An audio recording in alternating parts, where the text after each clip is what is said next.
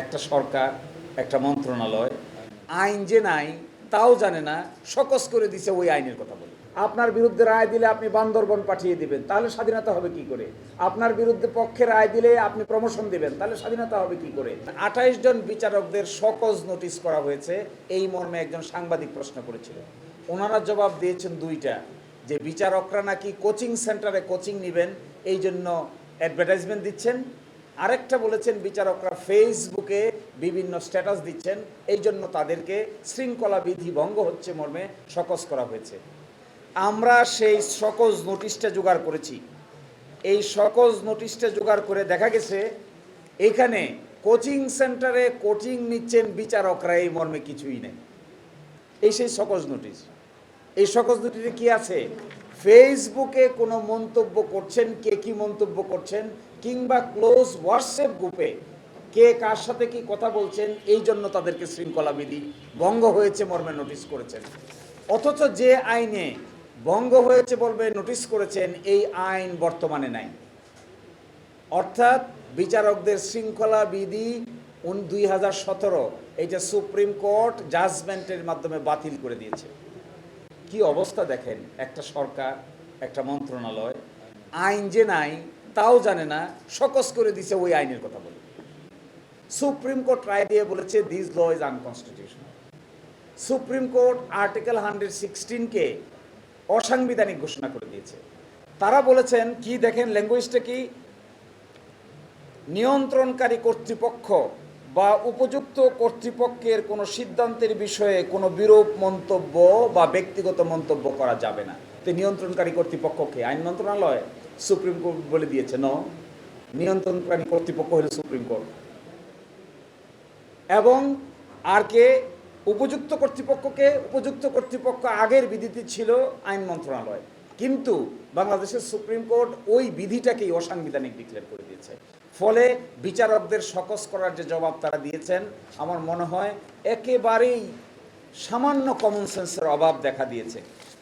এরপরে প্রশ্ন তুলেছেন বিচারকদের স্বাধীনতার ব্যাপারে।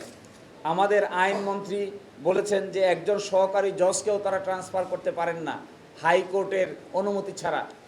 আর আমাদের স্বরাষ্ট্রমন্ত্রী সাহেব বলেছেন বিচারক যাদের স্বাধীন বলছে, এটার একটু ব্যাখ্যা বলি, সংবিধানে যাইয়া দেখবেন আর কি বিচার কাজ পরিচালনায় বিচারকরা স্বাধীন? বিচার কাজ পরিচালনা করা ছাড়া আর কোনো কাজে কি স্বাধীন?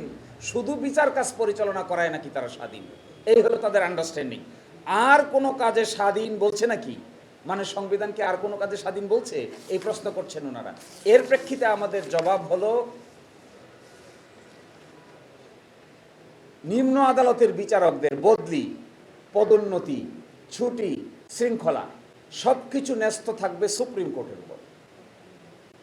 অধস্তন আদালতের বিচারকদের বদলিও করতে পারবেন না, ছুটিও দিতে পারবেন না, পদোন্নতিও দিতে পারবেন না, শৃঙ্খলাজনিত কোনো পদক্ষেপও নিতে পারবেন না, শুধু পারবে হলো সুপ্রিম কোর্ট। এই জন্যই সুপ্রিম কোর্ট সচিবালয়। কিন্তু তারা বলছেন, তারা এই কথা কেন বলছেন যে বিচার কার্যে স্বাধীন? স্বাধীনতা বলতে কি বোঝায়? এই ব্যাপারে মাজদার হোসেন কেস থেকে বাংলাদেশে 17টা ডিসিশন আছে। সেই ডিসিশনগুলোতে সুপ্রিম কোর্ট বলে দিয়েছে স্বাধীনতা অর্থ শুধুমাত্র বিচার কার্যের স্বাধীনতা নয়, স্বাধীনতা অর্থ সিকিউরিটি অফ টেনিওর, তাদের যে চাকরি আছে তারও স্বাধীনতা লাগবে। ডানে বামে যা ইচ্ছে তাই করবেন, তাহলে স্বাধীন থাকতে পারবে না। আবার বলেছেন স্বাধীনতা অর্থ হলো তাদের স্যালারি এবং ফাইন্যান্স, এইখানেও স্বাধীনতা লাগবে। আরেকটা স্বাধীনতা বলছেন, স্বাধীনতা অর্থ হলো ইনস্টিটিউশনাল ইন্ডিপেন্ডেন্স, সুপ্রিম কোর্টের বিচার বিভাগীয় স্বাধীনতা, এইটাও থাকতে হবে। এগুলো কোনো কিছু যদি না থাকে, শুধুমাত্র বিচার কার্যে স্বাধীনতা থাকে, এইটাকে বিচার বিভাগের স্বাধীনতা বলা হয় না। বিচার বিভাগের স্বাধীন হতে হলে টেনিউরের স্বাধীনতা লাগবে। আপনি যখন মনে চায় যাকে ইচ্ছা তাকে আপনি ট্রান্সফার করবেন, তাহলে স্বাধীনতা হবে কোথা থেকে? আপনার বিরুদ্ধে রায় দিলে আপনি বান্দরবন পাঠিয়ে দিবেন, তাহলে স্বাধীনতা হবে কি করে? আপনার বিরুদ্ধে পক্ষে রায় দিলে আপনি প্রমোশন দিবেন, তাহলে স্বাধীনতা হবে কি করে? এই জন্য ওনারা ব্যাখ্যা দিচ্ছেন শুধুমাত্র বিচার কার্য পরিচালনা নাকি স্বাধীনতা। This is wrong interpretation, this is incorrect interpretation. Correct interpretation is independence in all senses, institutional senses, financial senses, also টেনিউরের দিক থেকে।